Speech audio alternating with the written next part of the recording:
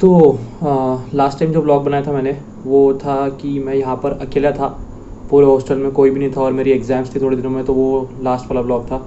ये व्लॉग है, अभी रमज़ान का टाइम चालू है और अभी भी छुट्टियाँ चालू है मेरी, टेक्निकली छुट्टी चालू है, इलेक्टिव पोस्टिंग है हमारी, बट वो कंप्लीशन वगैरह मिल गया तो जाने की कुछ ऐसा ज़रूरत है नहीं।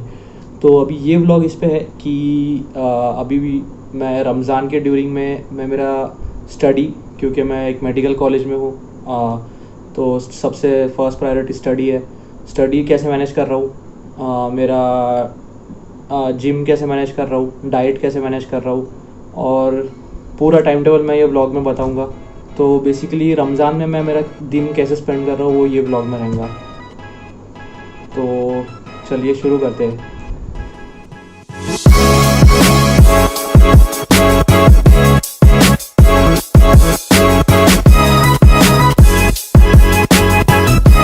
फाइनल ईयर में हमको बहुत सारे सब्जेक्ट्स रहते हैं, जिसमें से एक सब्जेक्ट नहीं क्या सर्जरी है, जिसकी बुक लिटरली इतनी मोटी है।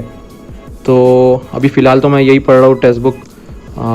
तो अभी फ़िलहाल पढ़ते हैं। अभी रात के 10:30 हो रहे हैं और दिन है आज का ट्यूसडे है।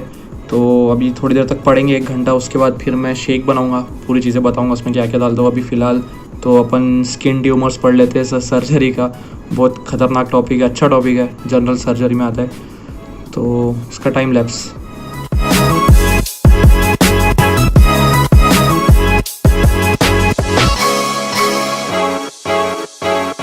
तो मैंने जितना सोचा था ऑलमोस्ट उतना हो चुका है। 1 घंटे में स्किन ट्यूमर्स पढ़ लिया हूँ और एम्पुटेशन पढ़ लिया हूँ, रिकन्स्ट्रक्शन भी ऑलमोस्ट पूरा हो गया है, बस वो 5th वाला क्वेश्चन बाकी है। और हाँ, वैसे सब लोग सोच रहे होंगे कि सिर्फ सर्जरी की बुक्स है। नहीं नहीं नहीं, इधर भी और बुक्स है, उधर ऊपर और बुक्स है, उधर ऊपर और बुक्स है, इधर भी बुक्स है और इधर भी बुक्स है पूरे। तो बुक्स तो बहुत सारे रहते हैं MBBS में पढ़ने के, बट वही पढ़ो पढ़ो पढ़ो। तो मैं पढ़ने के लिए नहीं कि बेसिकली एक टेक्निक यूज़ करता हूँ, उसको पोमोडोरो टेक्निक बोलते हैं, बहुत सारे लोगों आप लोगों ने सुने भी होंगे। तो उसमें कैसा रहता है कि कोई भी चीज़ जो अपने को बहुत पहले से जिसके लिए अपने को मोटिवेशन नहीं रहा, तो उसके लिए टेक्निक यूज़ कर सकते हैं। जैसे कि मैं पढ़ाई के लिए हार्डली कभी मोटिवेशन रहता है, बट मैं ये टेक्निक बहुत टाइम से यूज़ कर रहा हूँ अब। तो इसमें बेसिकली क्या रहता है, एक टू डू लिस्ट तैयार करना पड़ता है अपने को, और उसके बाद नहीं क्या, एक 25 मिनट का टाइमर सेट करना पड़ता है।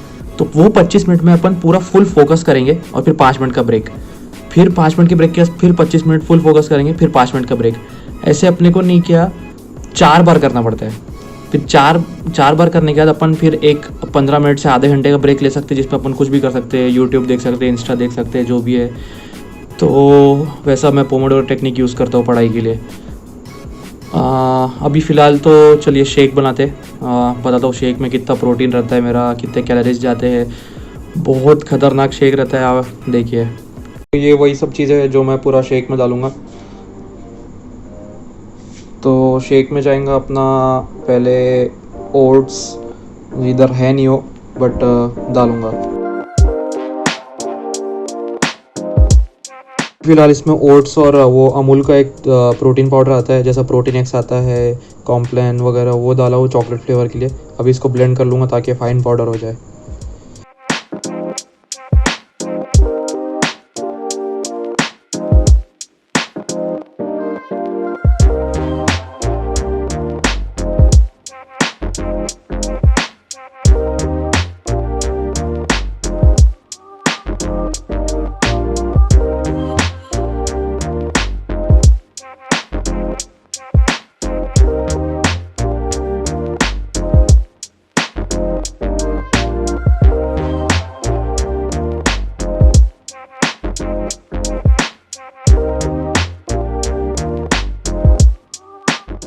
तो ये पूरा शेक बन के तैयार है। अब इसको ये अप्रॉक्सीमेटली नहीं किया 1.2 लीटर्स का जार है, ये 1 लीटर से ऊपर भर चुका है। तो अब इसको पीने के लिए मेरे को पूरा 1 घंटा लगेगा। 1 घंटे बाद मैं बताता हूँ कि इसमें कितना प्रोटीन, कितने कैलोरीज, वो सब कुछ है। तो पूरे 45 मिनट्स के बाद शेक ख़त्म हो गया है। तो अब कैलोरी कंटेंट और प्रोटीन कंटेंट कैसा, मतलब क्या क्या डाला था मैंने शेक में। पहले तो थोड़ा बहुत ड्राई फ्रूट्स डाला था, फिर उसके ऊपर ओट्स डाला था, फिर उसके ऊपर अमूल का वो चॉकलेट फ्लेवर वाला पाउडर डाला था, फिर यूजुअली तो 3 बनाना डालता हूँ, आज 2 ही थे मेरे पास तो 2 ही डालो, तो 2 बनाना थे। और फिर हनी था, फिर उसके बाद अपना मिल्क था, पीनट बटर था, उसके बाद सत्तू पाउडर था, प्रोटीन पाउडर था और पानी था। हाँ, इतना ही। तो ये सबका नहीं क्या कैलोरी कंटेंट मोटा मोटा नहीं क्या 1050 आ जाता है।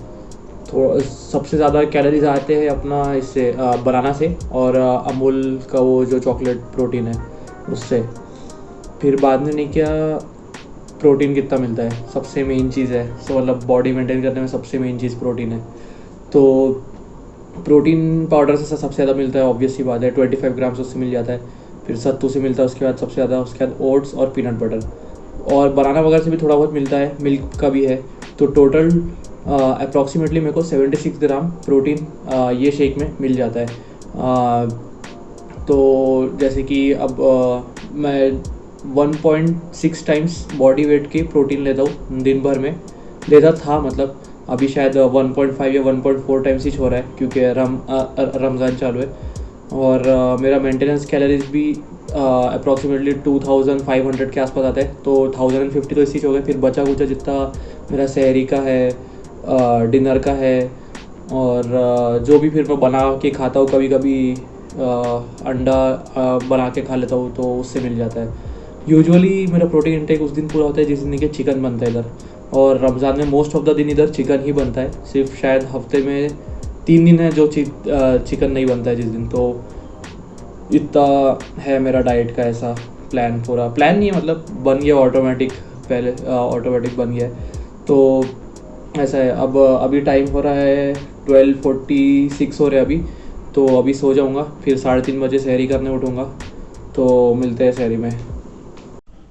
तो 3:40 हो रहे हैं, उठ गया हूँ अभी सहरी करने बैठूँगा। औरंगाबाद से चिकन क्रिस्पी मंगाया था मैंने कल रात में, तो वही खाऊँगा अभी। फिर उसके बाद तरबूज खाऊँगा और फिर सिर्फ खुद को हाइड्रेट करूँगा। और बीच में हुआ तो सीड नेक्टर पढ़ने का, तो देखते हैं।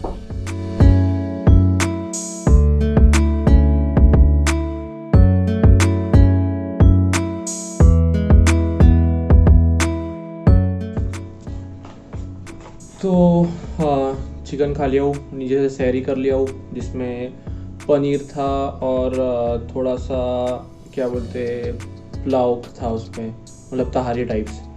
तो ये सब खा लिया हूँ। तरबूज खाना कैंसिल क्योंकि बहुत ज़्यादा हो जा रहा था वॉल्यूम। अभी बस फ़िलहाल सिर्फ हाइड्रेशन करेंगे और थोड़ी बहुत सीड नेक्टर पढ़ता हूँ क्योंकि रमज़ान चालू है।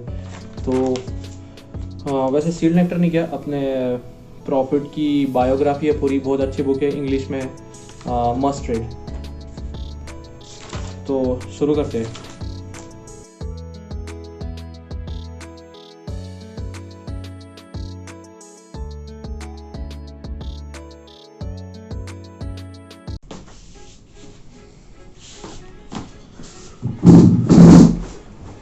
हाँ ठीक है। तो सुबह 10:20 तक के उठ गया था मैं, फिर 10:30 तक फ्रेश हो गया था और अभी उठ के बैठ गया। फ़िलहाल तो एक इस्लामिक लेक्चर देखूँगा अभी फ़िलहाल 20 मिनट आधा घंटे का। तो मैं कल ये बताना भूल गया था कि रमज़ान के पीरियड में नहीं किया अपना स्लीप का इम्पोर्टेंस। स्लीप अपन ने बहुत अच्छे से लेना चाहिए। मतलब मैं यूजुअली 8 से 10 घंटे के बीच में स्लीप लेता हूँ। इससे क्या होता है बेसिकली बॉडी ने क्या रिकवर अच्छी होती है और उससे अपन फिज़िकल मेंटल एक्टिविटीज़ बहुत अच्छे से कर सकते हैं। क्योंकि रमज़ान एक ऐसा पीरियड है ना जिसमें फ़िज़िकल एक्टिविटी तो खैर हो जाती है क्योंकि उसमें इतना दिमाग नहीं लगता है, लेकिन जब अपन पढ़ने बैठते हैं तो फिर एकदम खतरनाक नींद आना चालू हो जाती है। इसलिए नींद एकदम अच्छे से लेना चाहिए। दूसरा, अब जैसे मैं जिम भी कर रहा हूँ, थोड़ा इंटेंस जिम रहता है, तो हाइड्रेशन भी बहुत इम्पोर्टेंट है। मेरे पास एक बॉटल है, कल देखे होंगे इधर वो ब्लैक कलर की, उसमें नहीं क्या 2 लीटर का मार्किंग्स है। तो बॉटल को मैं 1.5 टाइम्स ख़त्म करता हूँ, मतलब वो हो जाता है 3 लीटर्स हो जाता है। और फिर बचा हुआ 500 to 700 ml इधर उधर से हो जाता है, मतलब नीचे मैस में जब खाना जाता हूँ ये वो ऐसा। और तीसरा ये कि इम्पोर्टेंस ऑफ सेटिंग गोल, अपना उसने कि एक डेली गोल होना चाहिए कि अपन क्या करने वाले हैं। जैसे कि मेरे पास है आज एक इस्लामिक लेक्चर देखना है अभी, फिर उसके बाद 1-1.5 घंटा पढ़ना है, फिर उसके बाद जिम चले जाएंगे, और फिर एक बार जिम चले गए उसके बाद फिर असर का टाइम हो जाएगा, असर के बाद तो फिर सब चीज़ें फास्ट फॉरवर्ड शुरू हो जाती। तो ये गोल सेट भी होना चाहिए, तो उसके वजह से इफेक्टिव पढ़ाई होती है। इफेक्टिव पढ़ाई या पूरा दिन इफेक्टिव जाता है अपना बिना टाइम पास के। तो अभी फ़िलहाल इस्लामिक लेक्चर देखता हूँ मैं। तो इस्लामिक लेक्चर ख़त्म हुआ। एग्जैक्टली रमज़ान है क्या? रमज़ान में हम लोग 1 महीना फास्ट करते, जब सन राइज़ हो रहा तो जब तक कि सन सेट होता तब तक। अब ये डिफरेंट जियोग्राफिकल लोकेशंस के अकॉर्डिंग नहीं किया, टाइम अलग अलग है। तो रमज़ान एग्जैक्टली हमको क्या सिखाता है? पहले तो नहीं किया, वो सेल्फ कंट्रोल सिखाता है, फिर अपने रॉन्गफुल डिज़ायर्स और बैड हैबिट को रजिस्ट करना सिखाता है, और ईवल के अगेंस्ट गार्ड करते हैं अपने को। और दूसरा एम इसका ये है कि क्लोजनेस टू गॉड, ये सबसे मेन है, मतलब अपना कनेक्शन बनना चाहिए ऊपर वाले के साथ। और तीसरा है कि चैरिटी एंड जनरोसिटी। चैरिटी भी बहुत ज़्यादा मतलब करना चाहिए अपन ने, क्योंकि जब अपन फास्ट करते हैं तो अपने को मालूम पड़ता है कि भूखे लोग मतलब कैसा अपना दिन गुजारते होंगे। अपन सिर्फ 1 महीना वैसा गुजारते हैं और वो लोग मतलब अपना लाइफ का मेजर पार्ट वैसे ही गुजारते हैं। तो रमज़ान का बेसिकली ये है। अब तो ये तो हो गया इस्लामिक लेक्चर। अब बैठता हूँ मैं पढ़ने, 1 घंटा पढ़ूँगा, वही कल का सर्जरी का आगे का टॉपिक्स पढ़ूँगा बेसिकली। तो देखते 1 घंटा पढ़ता हूँ, फिर उसके बाद देखते हैं क्या करते हैं।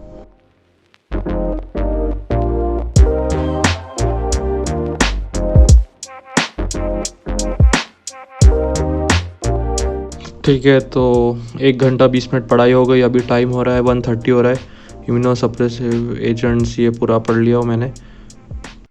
थोड़ी देर पहले मैंने बोला था कि अपना दिन में गोल सेट कर लिया करो। तो गोल इतना छोटा भी नहीं होना चाहिए कि एकदम फट से हो जा रहा है और फिर अपन टाइम पास कर रहे। जैसे फॉर एग्जांपल मेरा गोल अभी हो गया है, अब ऐसा लग रहा है सिर्फ टाइम पास करो, बट अभी नमाज़ का टाइम हो रहा है, नमाज़ पढ़ता हूँ, आता हूँ, और फिर उसके बाद टाइम पास करता हूँ। नमाज़ पढ़ के आ चुका हूँ, अब टाइम पास करूँगा। टाइम पास का ये मतलब नहीं मतलब कि रील्स देख रहा, यूट्यूब पे फालतू की चीज़ें देख रहा, ये वो नहीं। अब ये टाइम मैं दूंगा प्रॉपरली अपने हॉबीज़ को। जैसे कि मेरे को शूटिंग पसंद है, एडिटिंग पसंद है, तो अब उस ऐसे ही कुछ तो भी देखूँगा, उसके बारे में सीखूँगा। तो ये टाइम पास ये करूँगा मैं, रैदर देन इंस्टा स्क्रॉल करने से अच्छा और सोने से अच्छा। तो ये ज़्यादा बेटर और प्रोडक्टिव रहेगा बेसिकली। तो अब देखूँगा एडिटिंग के बारे में थोड़ा बहुत। इसके बाद अपन 3 बजे जिम जाएंगे। जिम में फिर बताऊँगा मेरा वर्कआउट शेड्यूल पूरा कैसा रहता है, क्या रहता है। हाँ, तो थोड़ा बहुत कलर ग्रेडिंग के बारे में देख रहा था मैं। HDR के वो सर्कल्स जो रहते हैं, शैडो हाईलाइट्स वाले, वो देखा हूँ।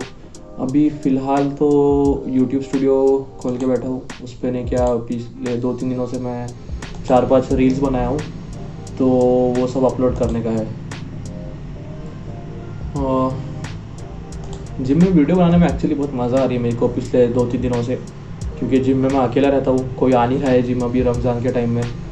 मैं अकेला ही कंसिस्टेंट हूँ, तो बहुत मज़ा आ रही है जिम में अभी, क्योंकि मैं शूट करता हूँ, रील बनाता हूँ। हाँ, हॉबी है ना, तो ऑब्वियसली मज़ा ही आएंगी।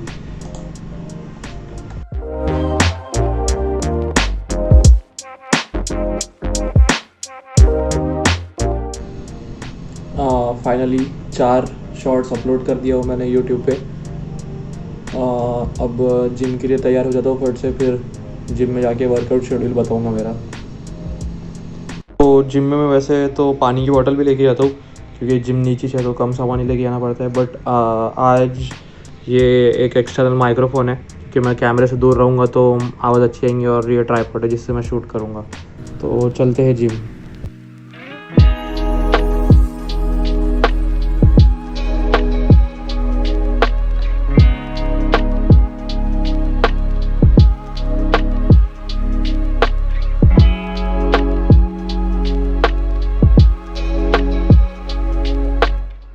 तो पहले तो मैं वैसे तो वो वार्म अप से ही चालू करता हूँ, वार्म अप और प्लस स्ट्रेचिंग।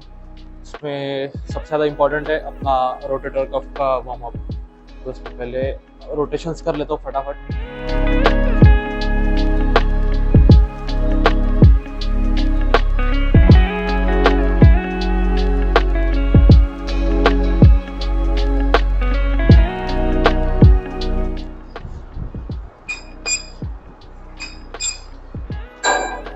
तो केबल से ये फायदा रहता है कि जो टेंशन रहता है वो अपने मसल के एग्जैक्टली अपोजिट लगता है। अगर मैं ये चीज़ डंबल से करूँगा ऐसा ऐसा, तो वेट नहीं के नीचे की तरफ लग रहा है, तो ऐसा ऐसा करके कुछ पॉइंट है नहीं। तो उससे अच्छा है कि मैं इससे कर लो, रोप से, तो ये ज़्यादा अच्छा है।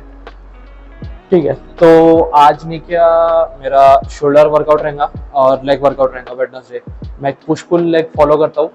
तो मंडे को मेरा रहता है बैक बाइसेप फोरआर्म, और उसके बाद रहता है ट्यूसडे को चेस्ट ट्राइसेप एब्स, और फिर वेडनेसडे को रहता है शोल्डर और लेग्स।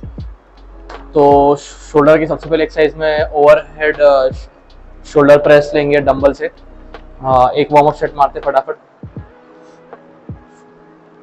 ठीक है, तो वार्म अप सेट 20 से।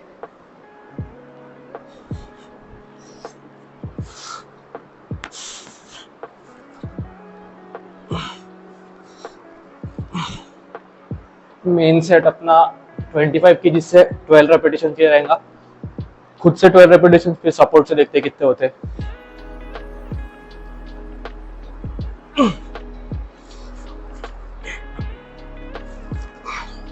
कम ऑन, सपोर्ट दे, बस ठीक है। तो डंबल ओवरहेड प्रेस के हो गए पूरे सेट। एक warm up set, 2 working set. अब लैटरल रेजेस मारेंगे, डंबल से नहीं मारते हुए रोप से मारेंगे। डंबल से वही रीजन, डंबल का डायरेक्शन ग्रेविटी के इसमें रहता है, वेट का डायरेक्शन है। रोप में नहीं क्या पूरा लैटरली अच्छे से आएगा। तो चालू करते हैं लैटरल रेजेस।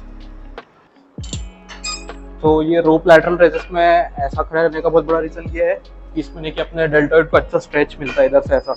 मतलब मैं ऐसा अगर खड़े रहूँगा तो स्ट्रेच नहीं मिलेगा अच्छा, ऐसा खड़ा रहूँगा तो बहुत सही स्ट्रेच मिलता है।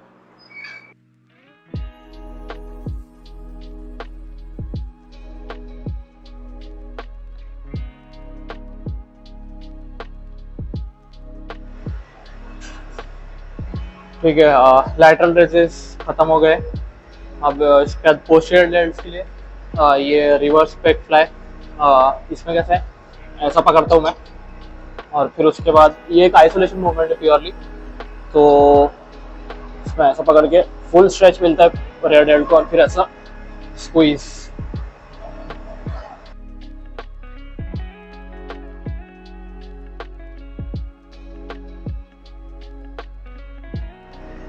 हाँ, शोल्डर वर्कआउट ऑलमोस्ट खत्म हो चुका है। बस लास्ट में एक करता हूँ जो थोड़े दिन पहले ही चालू करा है, 1 महीने पहले। तो वो ये है पंप के लिए। बस इसको नहीं, ऐसा लैटरल फ्रंट अप, फिर ऐसी रिवर्स में, इससे पंप हो जाती है मसल एकदम मस्त। बस इतना काफी है। तो शोल्डर का हो गया। शोल्डर में अपन ने ओवरहेड प्रेस लगा डंबल से, फिर लैटरल रेजेस करे, फिर उसके बाद रेयर डेल्ट्स करे रिवर्स पेक फ्लाई पे। अब लेग के लिए पहले अपन आइसोलेशन मूवमेंट करेंगे, फिर कंपाउंड मूवमेंट करेंगे। तो आइसोलेशन मूवमेंट में पहले अपन लेग एक्सटेंशन लेंगे, फिर हैमस्ट्रिंग कर्ल्स लेंगे। कंपाउंड मूवमेंट में हैक स्क्वाट लेंगे और लेग प्रेस लेंगे और काफ्स करेंगे। ये 5 है, सबके 2-2 सेट, तो टोटल 10 सेट। तो चालू करते हैं लेग एक्सटेंशन से।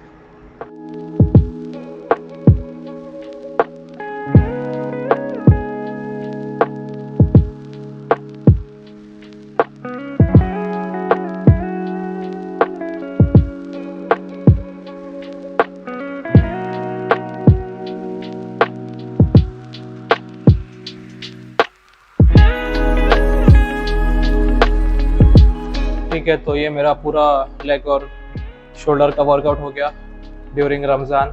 तो इसमें 2 फैक्टर है। मैं 2 ही सेट क्यों मार रहा हूँ? 2 सेट मैं इसलिए मार रहा हूँ ताकि मेरी intensity up to the mark रहे और वॉल्यूम थोड़ी कम हो जाए, क्योंकि हाइड्रेशन का मसला रहता है वर्कआउट के ड्यूरिंग, क्योंकि मैं इफ्तार से पहले कर रहा हूँ। बहुत सारे लोग बोलते हैं कि इफ्तार के बाद करो क्योंकि हाइड्रेशन कर सकते हैं, ये वो। बट इफ्तार से पहले करने का ये फ़ायदा है, अपना फैट बर्निंग बहुत अच्छा होता है, तो अपना बॉडी फैट परसेंटेज कम हो जाता है, इसलिए मैं रमज़ान में इफ्तार के पहले कर रहा हूँ। अब जाऊँगा ऊपर, कपड़े चेंज करूँगा और सील नाइटर थोड़ी देर पढ़ेंगे, फिर उसके बाद बताता हूँ क्या कर रहा हूँ। ठीक है, तो सील नाइटर थोड़ी बहुत पढ़ लिया हूँ, उसके बाद फिर असर की नमाज़ पढ़ के आया हूँ। अभी तरबूज काटता हूँ क्योंकि 2 तरबूज बाकी है, बहुत दिनों से बाकी है, तो काट के रखूँगा ताकि खा लूँ फटफट।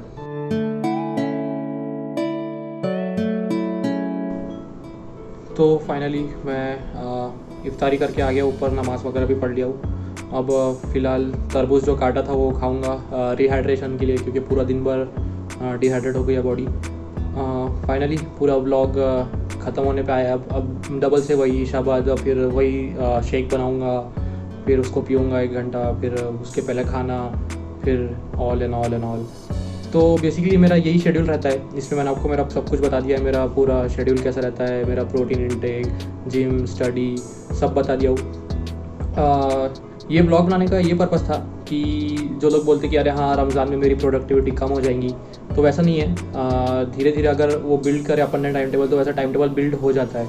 तो बहुत सारे लोग हैं इधर जो मतलब डायरेक्ट फजर में सोते हैं और डायरेक्ट असर में उठते हैं, वैसा मतलब कुछ पॉइंट नहीं है रोज़ा रख के। मतलब रोज़ा ऐसा रहना चाहिए जिसमें अपनी नॉर्मल एक्टिविटीज़ हैम्पर ना हो, तो ये वैसा था। तो दैट्स इट, ख़त्म करते ब्लॉग को।